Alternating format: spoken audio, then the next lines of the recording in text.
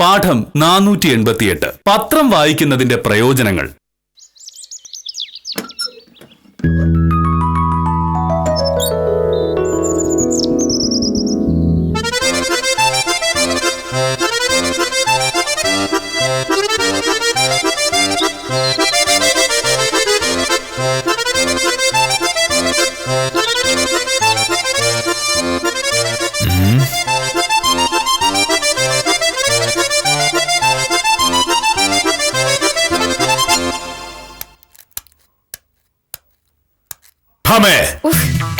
പത്രം എടുത്ത് രമേശന് ശരിയാവില്ല. ആദ്യമൊക്കെ 6:30 പത്രം ഇട്ടുകൊണ്ടിരുന്ന, പിന്നെ അത് 6:45. ഇപ്പതാ മണി 7 കഴിഞ്ഞിട്ടും പത്രമില്ല. പത്രമല്ലേ മോഹനേട്ടാ, 7:30 വായിച്ചാലും പത്രത്തിലെ വാർത്തയൊക്കെ അവിടെ തന്നെ കാണില്ലേ? രമേശനാണ് ഈ പ്രദേശത്തിലെ മുഴുവൻ വീട്ടിലും പത്രം എടുത്തത്. അപ്പൊ ചിലപ്പോ വൈകി നോക്കിയിരിക്കും. അതിവിടെ തന്നെ എല്ലാ കാര്യങ്ങൾക്കും അതിൻ്റെതായ സമയമുണ്ട്. ഞാൻ എല്ലാ ദിവസവും രാവിലെ 10 മണിക്കാണ് വില്ലേജ് ഓഫീസിൽ എത്തുന്നത്. നിന്റെ കോടതിയിലെ നടപടിക്രമങ്ങൾ തുടങ്ങുന്നത് 11 മണിക്ക്. എന്തെങ്കിലും അസൗകര്യം പറഞ്ഞ് നീ വൈകി ചെന്നാൽ ജഡ്ജി സമ്മതിക്കോ? ജഡ്ജിയെ പോലെയാണോ പത്രം ഇടുന്ന രമേശൻ? എന്റെ മോഹനേട്ടാ, ജീവിതത്തിൽ കൃത്യനിഷ്ഠയൊക്കെ വളരെ നല്ലതാ. ജീവിക്കാൻ ആവശ്യമുള്ള കൃത്യനിഷ്ഠയാണ് വേണ്ടത്, അല്ലാതെ കൃത്യനിഷ്ഠയ്ക്ക് വേണ്ടി ആരും ജീവിക്കരുത്. നീ അതേ പറയുമെന്ന് എനിക്കറിയാമായിരുന്നു. കാരണം നീ പത്രം വായിക്കില്ലല്ലോ. പത്രവായന ശീലമാക്കിയ ഒരാൾക്ക് രാവിലെ കൃത്യസമയത്ത് പത്രം കിട്ടിയില്ലെങ്കിൽ അതൊരു പ്രയാസമാകും. ഇവിടെ വരുന്ന പത്രം പടം കാണാൻ വേണ്ടി പോലും തുറന്നു നോക്കാൻ നിനക്കത് മനസ്സിലാവില്ല. പത്രം വായിക്കാൻ എനിക്ക് ആഗ്രഹമില്ലാഞ്ഞിട്ടാ. മോഹനേട്ടനെ പോലെ ഞാനും രാവിലെ ഉണരുമ്പോ മുതൽ പത്രം എടുത്ത് ഇങ്ങനെ തുറന്നു പിടിച്ചോണ്ടിരുന്നിട്ടുണ്ടെങ്കിൽ ഈ വീട്ടിലെ ജോലിയൊക്കെ ആര് ചെയ്യും? പത്രം വായിക്കുന്നതിൽ മാത്രമല്ലല്ലോ കൃത്യനിഷ്ഠ. രാവിലെ 7:15 ചായ വേണം. ഞാൻ പത്രം വായിച്ചുകൊണ്ടിരുന്നാൽ രാവിലെ 7:15 എങ്ങനെ ചായ ഉണ്ടാവും? 9:30 മോഹനേട്ടന് ഭക്ഷണം വേണം. 9:48 മുന്നേ ഷർട്ടും മുണ്ടും തേച്ചും കിട്ടണം. ഇതൊക്കെ ഞാനായിട്ട് തന്നെ ചെയ്യണ്ടേ? ഇത് വെറും ഒഴിവുകളാണ് ഭാമേ. ദിവസത്തിൽ 16-18 മണിക്കൂർ ജോലി ചെയ്യുന്ന ഇന്ത്യൻ പ്രധാനമന്ത്രി പോലും കുറഞ്ഞത് 4 പത്രമെങ്കിലും രാവിലെ വായിക്കും. അതിൽ കൂടുതൽ തിരക്കൊന്നുമില്ലല്ലോ എനക്ക്. ആഗ്രഹം ഉണ്ടെങ്കിൽ എന്തിനു സമയം ഉണ്ടാവും. പക്ഷേ നിനക്ക് പത്രം വായിക്കണമെന്ന് ആഗ്രഹമില്ല, അതാണ് സത്യം. ശരി, സമ്മതിച്ചു. ഈ ലോകത്ത് പത്രം വായിക്കാൻ താല്പര്യമുള്ള ഒരേ ഒരാൾ മോഹനേട്ടനാണെന്ന് കൂടി ഞാൻ സമ്മതിച്ചു തരാം. അതുകൊണ്ട് ഈ പ്രശ്നം തീരുവോ? മോഹനേട്ടാ, ഈ രമേശൻ പത്രം ഇടാൻ വൈകുന്നതിന് എന്റെ മെക്കിട്ട് കയറിട്ട് വല്ല കാര്യമുണ്ടോ? ഒന്നുകിൽ രമേശൻ പത്രം കൊണ്ടുവരുമ്പോ പത്രം വായിക്കാന്ന് വെക്കണം, അല്ലെങ്കിൽ പത്രം നേരത്തെ കൊണ്ടുവരാൻ രമേശനോട് പറയണം.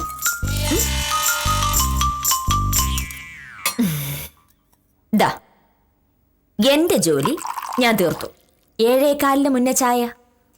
ഇതിനെയാണ് കൃത്യനിഷ്ഠ എന്ന് പറയുന്നത്. ചൂടുണ്ട്. ആ ഫോൺ ഞാൻ എടുത്തോളാം. വിജയലക്ഷ്മിയാ. ബെല്ലിന്റെ ശബ്ദം കേൾക്കുമ്പോ തന്നെ വിളിക്കുന്നതാണെന്ന് മനസ്സിലാവൂ. അതുകൊണ്ടല്ലേ വിധി രാവിലെ വിളിക്കുന്നു പറഞ്ഞിരുന്നു. ഒരു ഉഗ്ര സംഭവം ഉണ്ട്. മോഹനേട്ടൻ ചായ കുടിച്ചു കഴിഞ്ഞ് ഞാൻ കാര്യം പറയാം. എന്താ കാര്യം?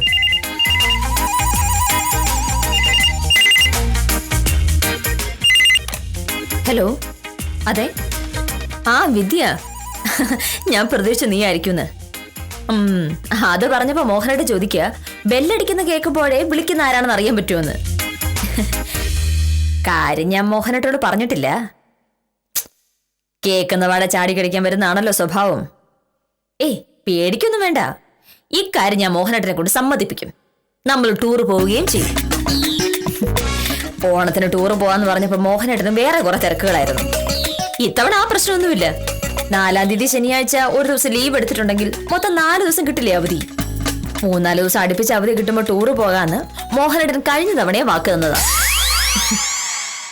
നമുക്ക് 2-ാം തീയതി വെളുപ്പിന് പോവാം. 3, 4, 5. 5-ാം തീയതി രാത്രി തിരിച്ചു വന്നാ പോരെ? അതെ. എന്തായാലും ഞാൻ മോഹനേട്ടൻ നല്ലൊരു ചായ ഉണ്ടാക്കി കൊടുത്തിട്ടുണ്ട് രാവിലെ. അത് കുടിച്ചു കഴിയുമ്പോഴേക്കും പതിയെ പോയി കാര്യം അവതരിപ്പിക്കാം.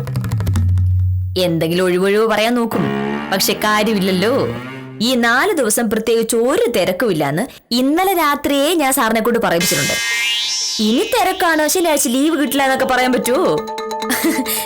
ശരിയപ്പോ മോഹനോട് സംസാരിച്ചിട്ട് ഞാൻ തിരിച്ചു വിളിക്കാം. ഇത്തവണ നമ്മൾ ടൂർ പോകും. ഇത്തവണ ആര് ടൂറിന് പോകും? കൈയിരിക്കുന്ന പൈസ കൊണ്ട് കളയാൻ വേണ്ടി ഒരു ടൂറ്. ഈശ്വര, ഇവളെന്നെ മുടിപ്പിച്ചിട്ടേ പോ. ടൂറ് പോണത്ര, അത് 4 ദിവസം. എന്ത് പറയുന്നത് മുടക്കം? ഒരു വിധപ്പെട്ട കാര്യം എന്ന് പറഞ്ഞാൽ അവൾ വിശ്വസിക്കില്ല. മോഹനേട്ടാ, ഈശ്വര, എന്തെങ്കിലും ഒരു വഴി കണ്ടുപിടിക്കണല്ലോ. എന്താ ചെയ്യുക? മോഹനേട്ടാ, എന്റെ പേന അല്ല, ഇവിടെ പൂ നോക്കിയത്. എനിക്കൊരു കാര്യം പറയാം. എന്തായാലും ഒരു കാര്യമില്ല. ആദ്യം പത്രം പറയട്ടെ, അതുവരെ എനിക്കൊന്നും കേൾക്കാൻ പറ്റില്ല. ഞാൻ പറയാൻ വന്ന കാര്യം പത്രം തമ്മിൽ എന്താ ബന്ധം? മനുഷ്യനെ കുറിച്ച് മനസ്സമാനം തരണം.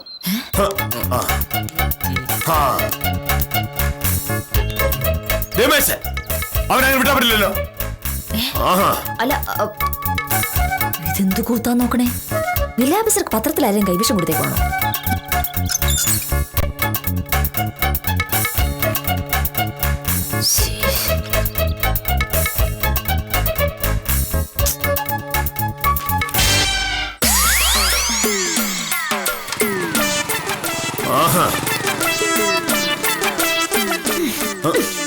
കഴിഞ്ഞു അങ്കം. ഇനിയെങ്കിലും ഞാൻ പറയുന്നൊന്ന് കേൾക്കാം. എനിക്ക് മനസ്സില്ല. രാവിലെ പത്രം വായിക്കാതെ ഒന്നും ചെയ്യില്ല കെമോനേഷൻ. ഇതെന്താണ്?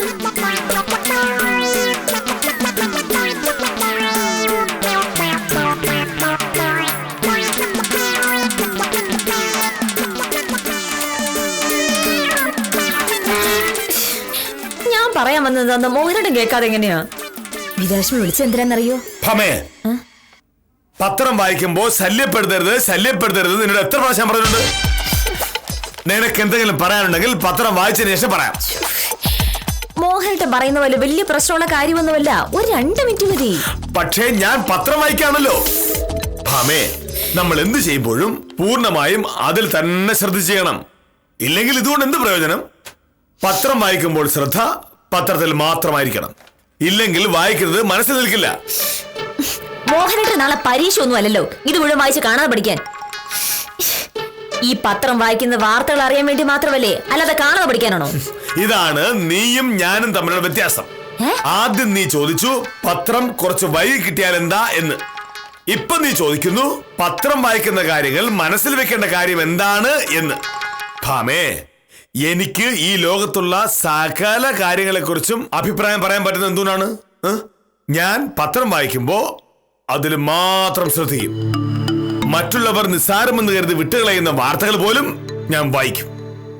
അങ്ങനെ വായിക്കുമ്പോഴാണ് നമുക്ക് വളരെ പ്രയോജനമുള്ള ഒരു കാര്യം അറിയുന്നത്.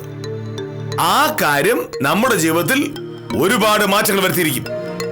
എന്റെ പൊന്നെ, ഇങ്ങനെ പത്രം വായിക്കുന്ന ഒരാൾ മാത്രമേ ഈ ലോകത്തുണ്ടാവുള്ളൂ.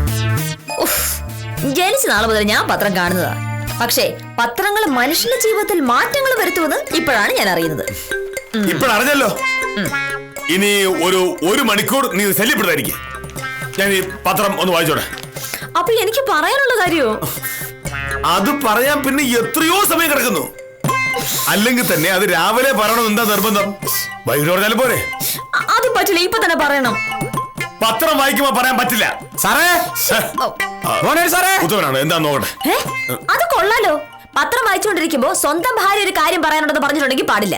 നാട്ടുകാരുടെ കാര്യങ്ങൾ അന്വേഷിച്ച് നടക്കുന്ന ഉത്തമം പറയുന്നത് കേൾക്കാൻ നേരമുണ്ട്. ഞാൻ പത്രം വായിക്കാണെന്ന് ഉത്തമൻ അറിയില്ലല്ലോ. ഞാൻ പോയി പറയാം. വില്ലേജ് ഓഫീസർ പത്രം വായിക്കാണ്, ശല്യപ്പെടുത്തരുത് എന്ന്. അതെങ്ങനെ ശരിയാവും? എന്താ? ഭമേ, വീട്ടിലുള്ളവരോട് പെരുമാറും പോലെ പുറത്തുള്ളവരോട് പെരുമാറാൻ പാടില്ല. നമസ്കാരം സാർ. ദാസപ്പന്റെ പോക്കുവരവന്റെ കാര്യം എന്തായി സാറേ? ദാസപ്പന്റെ പോക്കുവരവെന്നും അത്ര എളുപ്പത്തിൽ നടക്കുന്ന കാര്യമുള്ള ഞാൻ പറഞ്ഞല്ലേ. അല്ല, എന്നാലും സാറൊന്നും മനസ്സ് വെച്ച് കഴിഞ്ഞാൽ നടക്കും. അങ്ങനെ മനസ്സിൽ വെക്കേണ്ട കാര്യം നടത്തുമ. കെ മോഹനകൃഷ്ണൻ അങ്ങനെ നിയമം വിട്ട് ഒന്നും ചെയ്യില്ലെന്ന് ഉത്തമൻ അറിയില്ലേ? അല്ല, അതറിയാം. ഒരു നിയമലംഘനവും ഇല്ലാത്ത തീർത്തും ന്യായമായ ഒരു കാര്യം പറഞ്ഞിട്ട് അത് കേൾക്കാൻ വില്ലേജ് ഓഫീസർ തയ്യാറല്ല. പിന്നെ അല്ലേ നിയമം വിട്ടൊരു കാര്യം. എന്ത് കാര്യം നോക്കില്ലേ ഉത്തമ? എന്റെ കൂടെ ജോലി ചെയ്യുന്ന വിദ്യാലക്ഷ്മി ഉത്തമൻ അറിയാലോ? ഞാനും ഉത്തമനും കൂടി ഒരു ആഫീസ് കാര്യം സംസാരിക്കുന്നിടയിലാണോ ഇത്ര കാര്യങ്ങൾ പറയുന്നത്? ആഫീസുകാർ ആഫീസ് പോയി സംസാരിക്കണം. ഇത് വീടല്ലേ? എന്ത് സാറേ? ദാസപ്പന്റെ പോക്കിലും വരവിലും ചില പ്രശ്നങ്ങളുണ്ട്. അത് ഞാൻ പറഞ്ഞുതരാം. വാ. നടക്കാം.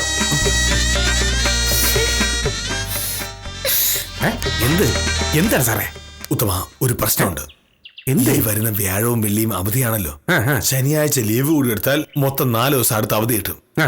അങ്ങനെ എന്നെ കൊണ്ട് ലീവ് എടുപ്പിച്ച് ടൂർ പോകാനുള്ള പരിപാടിയിലാണ് ഭാമ. അത് നല്ല കാര്യമല്ലേ സാറേ? എന്താ കാര്യം? അങ്ങനെ ടൂർ പോയാൽ കാശ് എത്ര ചെലവാകും ഉത്തമൻ അറിയാമോ? അതൊന്നും ശരിയാവില്ല. എങ്കിൽ പിന്നെ ഒരു കാര്യം ചെയ്യും സാറ്, ഈ കാര്യം വക്കീലോട് പറ. പറഞ്ഞാൽ അവള് വഴക്കുണ്ടാക്കും. കഴിഞ്ഞ ഓണത്തിന് ടൂർ പോകുന്ന കാര്യം പറഞ്ഞപ്പോ ഇനി അവധി കിട്ടുമ്പോ പോവാന്ന് ഞാൻ പറഞ്ഞുപോയി. ഇവരുടെ കൂടെയുള്ള ആ വിദ്യാലക്ഷ്മി സകല പ്രശ്നത്തിന് കാരണം. ഇത് ആ വക്കീലിന്റെ ഐഡിയ. ടൂർ പോകുന്ന കാര്യം ഭാമ എന്നോട് പറഞ്ഞിട്ടില്ല. വിദ്യാലക്ഷ്മിയുമായി ഫോണിൽ സംസാരിക്കുന്നതാണ് ഞാൻ കേട്ടത്. അത് കഴിഞ്ഞ് അവൾ എന്നോട് കാര്യം പറയാൻ വന്നപ്പോ പറയാൻ സമ്മതിക്കാതെ ഞാൻ ഓരോന്ന് പറഞ്ഞങ്ങ് ഒഴിഞ്ഞു. അവൾ ഇങ്ങോട്ട് കാര്യം പറയാൻ പറ്റുന്നതിന് മുമ്പ് പോകാതിരിക്കാൻ ഒരു കാരണം ഉണ്ടാക്കണം. ഇല്ലെങ്കിൽ സംഗതി വഴക്കാവും. സാറിന്റെ മനസ്സിൽ എന്താണ്? ഞാൻ നോക്കിയിട്ട് ഒറ്റ വഴിയുള്ളൂ. ശനിയാഴ്ച ലീവ് എടുക്കാൻ നിവർത്തിയില്ലെന്ന് ആദ്യം ഞാൻ അങ്ങോട്ട് പറയുക. അവൾ ഇങ്ങോട്ട് പറഞ്ഞിട്ട് പിന്നെ ഞാൻ അങ്ങോട്ട് പറഞ്ഞാൽ അവൾ വിശ്വസിക്കില്ല. ഞാൻ വെറുതെ പറയുന്നതാണെന്ന് പറയും. അപ്പൊ പിന്നെ സാറൊരു കാര്യം ചെയ്യും, സാർ ആദ്യമേ പറ ശനിയാഴ്ച ലീവ് എടുക്കാൻ പറ്റൂല. ഒരു കാരണം വേണ്ടേ അവൾ വിശ്വസിക്കുന്ന ഒരു കാരണം? ഒരു വഴിയുണ്ട്. ഉത്തമൻ പുറത്തുനിന്ന് വീട്ടിലേക്ക് ഫോൺ വിളിക്കണം. എവിടെ? എന്റെ ഈ വീട്ടിലേക്ക്. ഞാൻ ഫോൺ എടുക്കില്ല. പിന്നെങ്ങനെ? ഭാമ ഫോൺ എടുക്കുമ്പോ ശബ്ദം മാറ്റി തഹസിൽദാരാണെന്ന് പറയണം. തഹസീൽദാരാ? എന്താ? അതെ. അപ്പൊ അവൾ ഫോൺ എനിക്ക് തരും. ബാക്കിക്കാര്യം ഞാൻ ഏറ്റു. എങ്കിൽ പിന്നെ ഇപ്പൊ തന്നെ വിളിക്കാം സാറേ. ഉത്തം വിളിക്കുന്നവരെ ടൂറിന്റെ കാര്യം പറയാൻ ഞാൻ അവളെ സമ്മതിക്കില്ല. വിളിച്ചു കഴിയുമ്പോ ശനിയാഴ്ചത്തെ തിരക്കിന്റെ കാര്യം ഞാൻ അങ്ങോട്ട് പറയും. പിന്നെ അവള് പറയില്ലല്ലോ ലീവ് എടുക്കാൻ. അപ്പൊ ശരി, ഇപ്പൊ തന്നെ വിളിക്കാം. പിന്നെ ദാസപ്പന്റെ പോക്കുവരവിന്റെ കാര്യം അതൊക്കെ ശരിയാക്കാം. തൽക്കാലം ഞാൻ ഉത്തമനോട് പറഞ്ഞു ചെയ്യ്.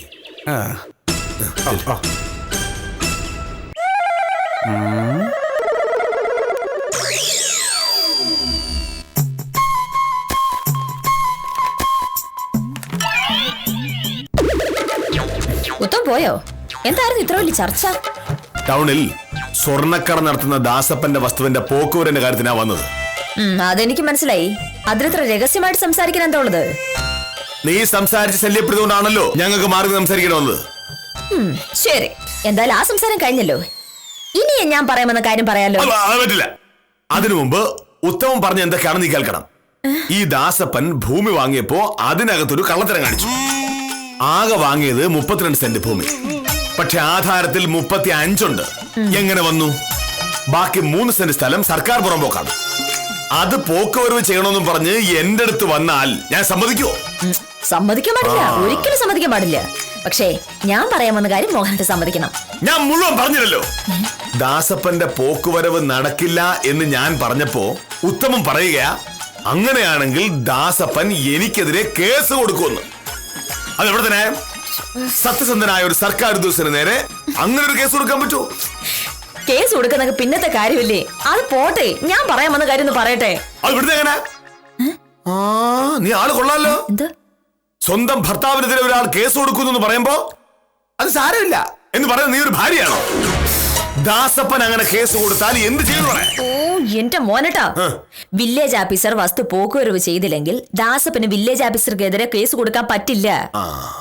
ദാസപ്പൻ കേസ് കൊടുക്കേണ്ടത് സർക്കാരിനെതിരെയാണ്. സർക്കാരിനെതിരെ കേസ് വരുമ്പോൾ അത് കൈകാര്യം ചെയ്യാൻ സർക്കാർ എണ്ണം പറഞ്ഞ വക്കീലമാരെ വെച്ചിട്ടുണ്ട്. പിന്നെന്താ? എന്നാലും ഒന്നും ശരിയല്ല. ഒരു ഫോൺ വിളിക്കും ഇത്ര നേരം. എന്താ? അല്ല, ഫോൺ വിളിച്ച് മന്ത്രിയോട് പരാതി പറയുന്നു ദാസപ്പൻ പറഞ്ഞു. അങ്ങനെ പരാതി പറഞ്ഞാൽ എനിക്ക് പുല്ല. മാന്ത്രിക്ക് എന്നെ ശരിക്കും അറിയാം. അതല്ല ഞാൻ സമ്മതിച്ചു. ഇനിയെങ്കിലും ഞാൻ പറയാമെന്നത് ഒന്ന് കേട്ടൂടെ? അല്ല, ദാസപ്പന് എനിക്കെതിരെ കേസ് കൊടുക്കാൻ പറ്റില്ലല്ലോ, രക്ഷപ്പെട്ടു എന്ന് ഞാൻ പറയായിരുന്നു. നീ പോയി ആ ഫോൺ എടുക്കുക, അത് നിനക്കായിരിക്കും. ഫോണിന്റെ ബെല്ല് കേട്ടാ വിളിക്കുന്ന ആരാണെന്ന് അറിയാൻ പറ്റുമോ? അതല്ല, എന്നെ ഇന്ന് ആരും വിളിക്കാനില്ല. അപ്പൊ ഫോൺ സ്വാഭാവികമായിട്ട് നിനക്കായിരിക്കുമല്ലോ. അതല്ല മോഹൻ, ഞാൻ ഫോൺ എടുത്ത ശേഷം പറയാലോ. ചെല്ല് ചെല്ല്.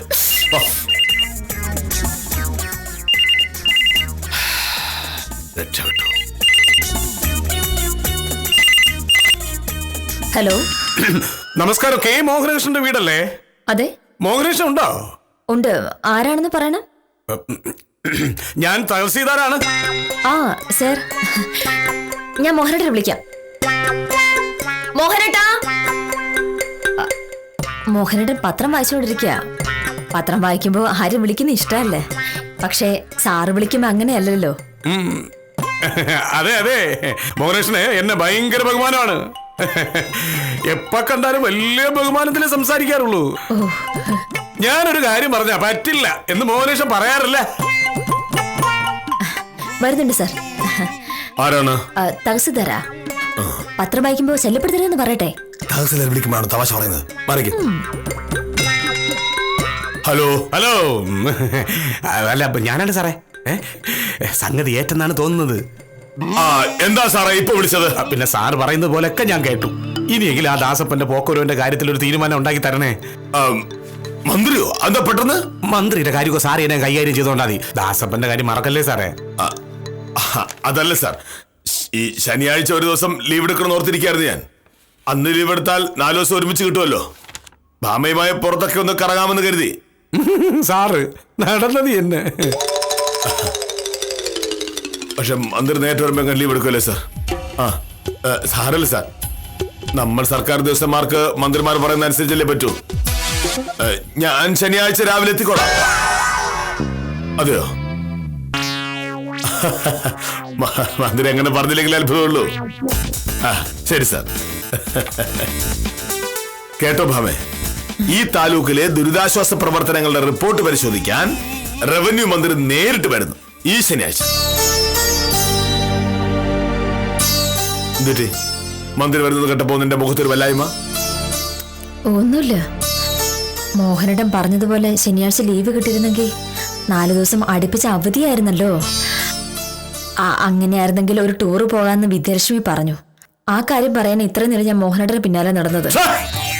കഷ്ടമായി പോയല്ലോ. എന്താ നീ നേരത്തെ പറയാറുള്ളത്?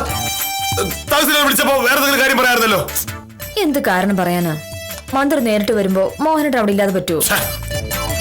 ശരിയാ, മന്ത്രി പ്രത്യേകിച്ച് എന്റെ പേര് പറഞ്ഞ സാർ പറഞ്ഞത്. മോഹനകൃഷ്ണനോട് നിശ്ചയമായി അവിടെ ഉണ്ടാവണമെന്ന് പറയണം എന്ന് പറഞ്ഞു. അതൊരു ചെറിയ കാര്യമാണോ? എന്നാലും നിന്റെ ഒരു ആഗ്രഹം നടത്തി തരാൻ പറ്റില്ലല്ലോ. മന്ത്രി വരുന്നില്ലായിരുന്നു ഉറപ്പായിട്ട് നമുക്ക് വിദ്യാലക്ഷ്മിയുടെ ടൂർ പോകായിരുന്നു. സാരില്ല, ഇനി ഇങ്ങനൊരു അവസരം വരുമ്പോ മോഹനേട്ടനോട് കിടാണ്ടിരുന്നാ മതി. ഇത്തവണത്തേക്ക് പോട്ടെ, മന്ത്രി വരുന്നുണ്ടല്ലേ. സാറേ, ഉത്തമം പിന്നെ വന്ന ദാസപ്പന്റെ പോക്കുവരന്റെ കാര്യം നടക്കില്ല എന്ന് പറഞ്ഞാൽ ഉത്തമം മനസ്സിലാവില്ലേ? സാറേ, അത് കൊള്ളാലോ.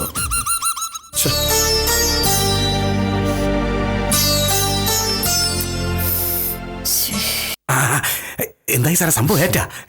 ഏറ്റവും ഒന്ന് പറഞ്ഞാ പോരാ, ഒരു വെടിക്ക് 2 പക്ഷി എന്ന് പറഞ്ഞ പോലെ ആയി കാര്യം. എന്താണ് സാറേ?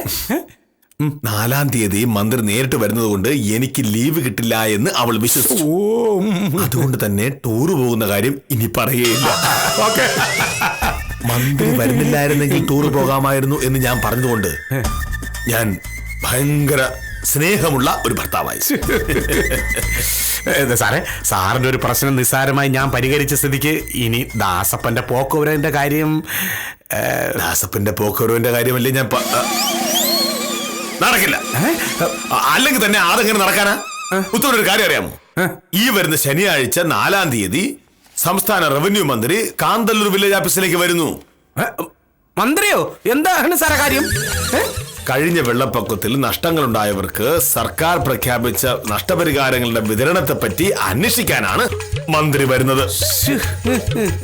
ഈ താലൂക്കിൽ കാന്തല്ലൂർ വില്ലേജ് പോലെ ഇത്രയും കൃത്യമായി ചെയ്ത വേറൊരു വില്ലേജ് ഇല്ല. അത് പിന്നെ ഉണ്ടാവൂലല്ലോ. കെ മോഹനേഷ് സാറാണല്ലോ കാന്തല്ലൂർ വില്ലേജിലെ വില്ലേജ് ഓഫീസർ. പിന്നെ പിന്നെ പിന്നെ മന്ത്രി തഹസിൽദാരെ വിളിച്ചു പറഞ്ഞു, മോഹനകൃഷ്ണനോട് നിർബന്ധമായും 4-ാം തീയതി അവിടെ കാണണമെന്ന്. എനിക്ക് പറയാലോ ഉത്തമ, റവന്യൂ മന്ത്രിക്ക് നേരിട്ടറിയാവുന്ന ഒരേ ഒരു വില്ലേജ് ഓഫീസർ കെ മോഹനേഷ് സാറായിരിക്കും. സാർ ആരാ മോഹൻ? പക്ഷെ ഈ ശനിയാഴ്ച മന്ത്രി വരുന്നില്ലായിരുന്നെങ്കിൽ അന്ന് ലീവ് എടുത്ത് വിദ്യാലക്ഷ്മിയുടെയും കുടുംബത്തിന്റെയും കൂടെ ടൂർ പോകാനായിരുന്നു ഭാമയുടെ പ്ലാൻ. അയ്യോ, ഭാമയ്ക്ക് ചെറിയ പ്രയാസമുണ്ടായി കാണും. പക്ഷേ സ്വന്തം ഭർത്താവിന് സംസ്ഥാന റവന്യൂ മന്ത്രിയുമായി ഇത്ര അധികം അടുപ്പുണ്ടെന്ന് പറഞ്ഞാൽ ഏത് ഭാര്യ സന്തോഷിക്കാത്തത്? പിന്നെ അല്ലാതെ വക്കീലിന് ഭയങ്കര സന്തോഷായിരിക്കും അല്ലേ? അപ്പൊ സാറേ ദാസപ്പന്റെ പോക്കൂരന്റെ കാര്യം? ദാസപ്പന്റെ പോക്കുവരന്റെ കാര്യം ആലോചിക്കണമെങ്കിൽ ഉത്തമൻ ആഫീസിൽ വന്നാൽ മതി.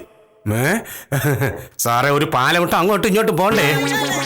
ചില പാലങ്ങൾ ഒരു വശത്തേക്ക് മാത്രമേ പോകൂ. MC റോഡിൽ ചങ്ങനൂർ അങ്ങനെ ഒരു പാലമുണ്ട്, അവിടെ അങ്ങനെ ഉത്തമൻ ചെല്ല്. അല്ല എന്നാലും സാറേ ഉത്തമൻ ആ പറഞ്ഞ അർത്ഥം നിനക്ക് മനസ്സിലായോ? ദാസപ്പൻ ആ പോക്കുവരവ് ഞാൻ ശരിയാക്കി കൊടുത്താൽ പകരം ദാസപ്പൻ എനിക്ക് കൈക്കൂലി തരുമെന്ന്. കെ മോഹനകൃഷ്ണൻ ആരാണെന്ന് ഉത്തമൻ അറിയില്ല. സംസ്ഥാന റവന്യൂ മന്ത്രിയുമായി നേരിട്ട് പരിചയമുള്ള കേരളത്തിലെ ഒരേ ഒരു വില്ലേജ് ഓഫീസറാണ് കെ മോഹനകൃഷ്ണൻ. സംസ്ഥാന റവന്യൂ മന്ത്രിയും സംഘവും 2 ആഴ്ചത്തെ സന്ദർശനത്തിനായി ഗൾഫിലെത്തി. കേരളത്തിൽ തുടങ്ങാൻ പോകുന്ന പുതിയ സംരംഭങ്ങൾക്ക് സാമ്പത്തിക സഹായം തേടി റവന്യൂ മന്ത്രിയുടെ നേതൃത്വത്തിലുള്ള പ്രത്യേക സംഘം ഇന്നലെ ദുബായിലെത്തി. അടുത്ത 2 ആഴ്ച സംഘം ഗൾഫിലെ വിവിധ രാജ്യങ്ങൾ സന്ദർശിക്കും. 4-ാം തീയതി ശനിയാഴ്ച മന്ത്രി UAE രാജാവുമായി അബുദാബിയിൽ കൂടിക്കാഴ്ച നടത്തുമെന്ന് മന്ത്രിയുടെ ഓഫീസ് അറിയിച്ചു.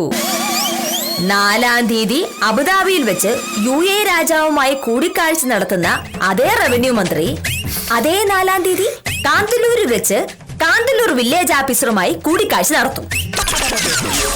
അതെങ്ങനെയാ മോനട്ടാ? റവന്യൂ മന്ത്രി ഡബിളാ?